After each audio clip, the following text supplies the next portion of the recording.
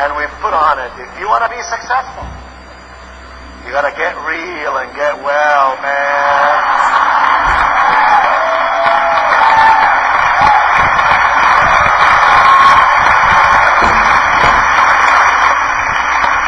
I said, hey, come back in my office, let's talk. Sat down there, this manager. By the way, this car in '83 cost $46,000, and the darn thing did not have a back seat. So before I hand you this check, gotta ask your manager a question. Mr. Manager, when was the last time one of your salesmen, sir, sold 2 cars worth $88,000 in less than 20 minutes? He said, never. I said, it ain't never going to happen again either. Until and unless you teach every one of your salespeople to stop playing God and start being competent. You could not judge a guy with tennis shoes, blue jeans, and a t-shirt.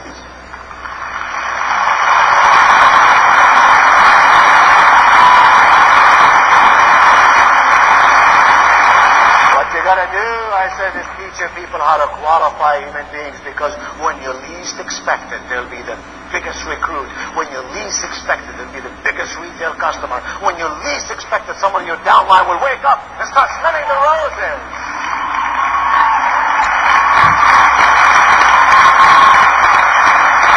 I looked over to the salesman. I said, I gotta ask you a question. What gave you the courage to stand in my office in front of my people, having just sold me an expensive car, to ask me to buy another car as if to say, you got a donut? Would you like a cup of coffee to go with it?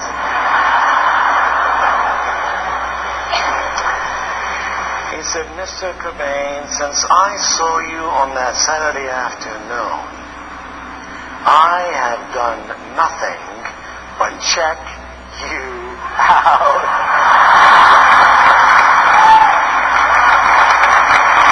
Oh, man. He said, I got hold of some of your tapes and memorized that stuff, man. I got your sales book. I can recite it to you now. It works. That stuff works, he said. Oh, my. That was a true story. I was in '83, and I've never driven another car since. I exchanged the cars every 2, 3, 4 years. I tell the story of a young man who sometimes in his naivety had power. Sometimes you and I think we know enough to make the decisions to hold us back. And the moment we lose our innocence and our childlike wonder, we become constipated. Mentally constipated, that is. Let's go to page 2. Top of page 2. We spend 78% of our time, you and I, 78% of our time every day at communicating. 78% of our time, therefore, it goes without saying, you and I have got to learn how to communicate effectively. Item 2, 7 out of 10 messages, according to the University of Minnesota, 7 out of 10 messages actually don't get through. Oh my! What lousy efficiency. That suggests that you and I operate at a 30% efficiency rate. When time is the only inventory that you've got, it's the only thing in your life you cannot replenish is time. We ought to use time like it's the greatest of all treasures, because none of us can make more of it. 30%, University of Minnesota says, efficiency rate for most people of communication. Here's what they're really saying, item 3. Basically, 70% of one's communication efforts, 70% of one's communication efforts get gargled somehow. They get gargled. By that we mean A, B, C, D. A, they get misunderstood. You say something and somebody misunderstands you. When my son Ramsey, who's 17 now, was about 2 or 3, and I left for work in the morning, I told him, I said, Ramsey, you've been giving your mom a hard time. And if I come back tonight and your mom says that you are a naughty boy, I, as your father, must spank you. So don't misbehave. Came back in the evening and my wife made a point of telling me in front of him that Ramsey was a naughty boy. And I called him over here and I said, Ramsey, remember the deal we made this morning? We made a little covenant, you and I. If you don't behave, I have to spank you. Now, I want you to remember something. I'm your father. I love you. I get no joy out of spanking you. The only reason I'm going to spank you is because I love you so much.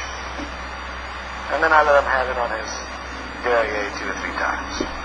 I'll never forget, as long as I live, as this 3-year-old boy looked up at me with tears coming down both of his cheeks as if they were pearls tumbling down this youthful valley.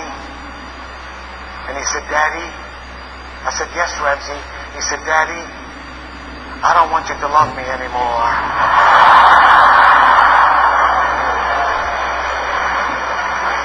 70% of our messages somehow, sometimes get misunderstood. B, they get mistaken. Mistaken, we mean one thing and they mistake it for something else. C, they get missed. We send somebody a message, they never get it. And D, they get messed, as in messed up. They get messed up. By that we mean someone takes a message for you, they write down the wrong number, you can't call the person back, it gets messed up, opportunity lost. Here's what you and I have to do if we're really going to become good, solid communicators. We have to apply the slow method, S-L-O-W. The S stands for speaking. Speaking, not talking. Keep in mind, please keep in mind, you can talk about last night's ball game or today's ball game or tomorrow's weather, but if you're gonna say something about the starlight opportunity, you gotta think first. Design your words like an artist would design his or her work. And frame it in a way that the receiver would find in it value, inspiration, benefit. That's why we say speak, not just talk. We talk too much and we speak too little. I'll give you a couple examples. For example, how many times have you heard someone say, I love you more than you'll ever know? Have you heard that before? Well, why do we say stupid things like that? I mean, if you love me, go ahead and tell me how much you love me. Why are you teasing me so much? It makes no sense to me. How about when we say to someone, if I told him once, I told him 1,000 times. Like, he the dummy.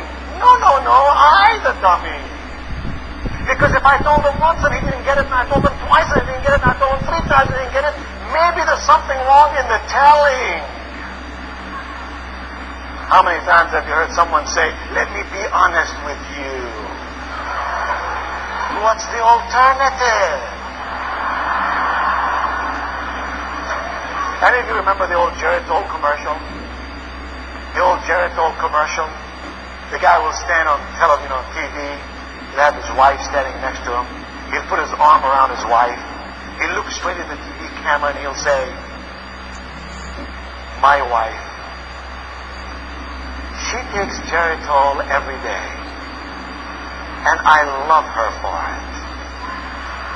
I don't know about you. I used to worry about this woman. I'd lie up at night thinking, what if she stops taking Geritol? Who's going to love this woman?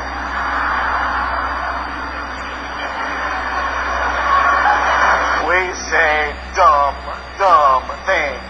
Here's the best way to learn how to speak. Get a tape recorder and record yourself. Get a tape recorder and record yourself. You must record your presentation. And you must listen back to it, and you must ask questions like these. This person on this tape recorder, me, does she sound like they're intelligent? Do they sound persuasive? Do they sound honest? Do they sound passionate? Do they sound informed? Do they sound successful? And if not, why not? And if not, what must they do so they will feel all these things? Tape yourself and listen.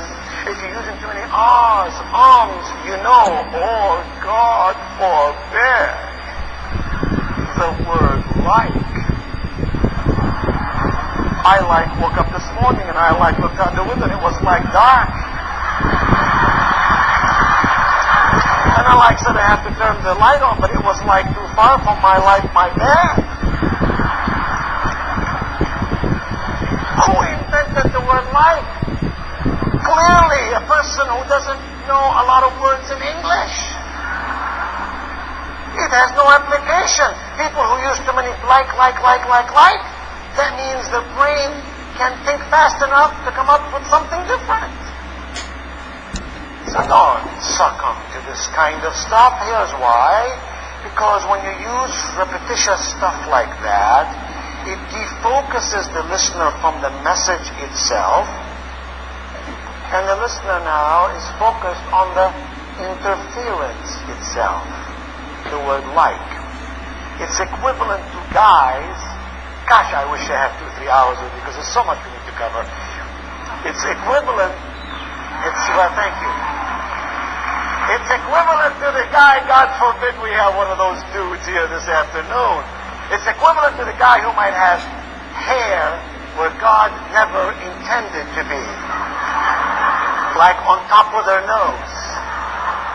Do you know guys like that? And I've discovered these hairs on top of the nose always come in groups of 3. Now the only thing worse than having hair on top of the nose is hair coming out of the nose. I sat next to a guy from Atlanta to Los Angeles the other day who had, I'm not kidding you now, who had hair coming out of each nostril, roughly 1/4 of an inch per side. I thought the guy owned the broom factory. I wanted to tell him, give me your address for Christmas. I'm going to send you 2 red ribbons, you know. And then it struck me, how can this guy miss this hair coming out of his nose? Because I couldn't help but notice that he had no mustache. I asked you when he shaved that morning, what did he do? Lift those up and...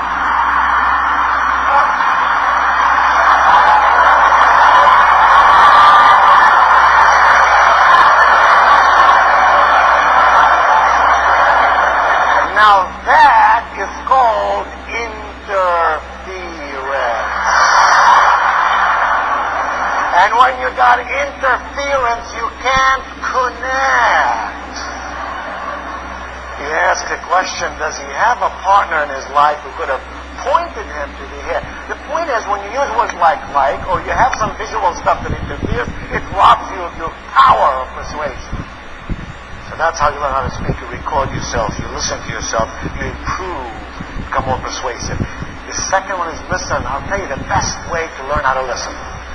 This is such a simple technique, but it's so powerful. Here's what you do. When you watch TV or a video, take the remote control, assuming you live in a household where you can take the remote control. And as the newscaster reads the news, for a whole sentence, mute them, and out loud repeat what they just said. The first once or twice you do that, you'll become very frustrated because you say to yourself, heavens, I can't even repeat it. But don't give up. Put the sound back on. Listen to one more sentence. Mute it. Repeat it. In a matter of 2 minutes, you become an outstanding listener. Here's why. Being a great listener does not come from your mother's womb. Being a great listener is not a talent reserved for the rich or the powerful or the good-looking or the smart. Being a good listener comes to those among us in this ballroom today who focus on listening. And you know how you focus on listening? When you determine in your heart and your soul that this person with whom you're speaking is a creature of God. If this person is a creature of God, he must be important. And if he or she are important, they deserve to have me pay attention to them. It's simple. The O stands for observing. Not just seeing, but observing. 95% of the people who would meet you or me will make an impression of you or me in the first 30 seconds they meet us. Is that fair? I think not. Is that what happens? Indeed. So I have a choice. I fight the world in its ways, or I survive and thrive and excel in spite of its ways. I seek not to waste my time on that which cannot be done. I search for ways to invest my time in those things that I can, in fact, have some impact upon, so I can move forward, not sideward, and not backwards. Observing is powerful, and most of us are not as good at it as we think we are. We think we can look at someone and read them, but we really can't. And yet if you're trying to persuade someone about something, recruiting someone in your downline, you've got to watch them, because the greatest salespeople on the face of this earth are those who listen and observe their way to more sales, not the ones who talk their way to more sales. Think about your best pals. Your best pals are the ones who listen to you, observe you, and say, is something wrong? Can I help in some way? They know when you're not feeling well. And observation is an interesting technique. Let me ask you to do something for me. Take your right arm, stick your head like this, index finger in the front, make me know like Campbell, alphabet soup. Oh, very good. Now if you will please, do exactly as I say, do as quickly as I say, do it. Do exactly as I say, do as quickly as I say, do it. Do exactly as I say, do. I have to repeat the instructions 3 times in case there's some Democrats here. You got to do exactly as I say, do.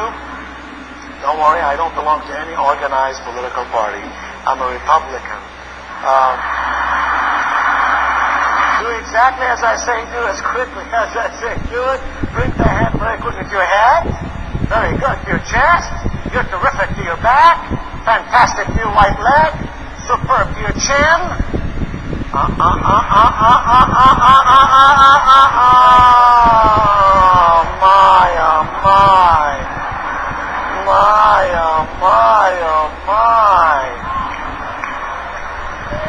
I said to your chin. I know there's a couple of guys here. One of them looked over the other one and said, hot dang, I got this one right.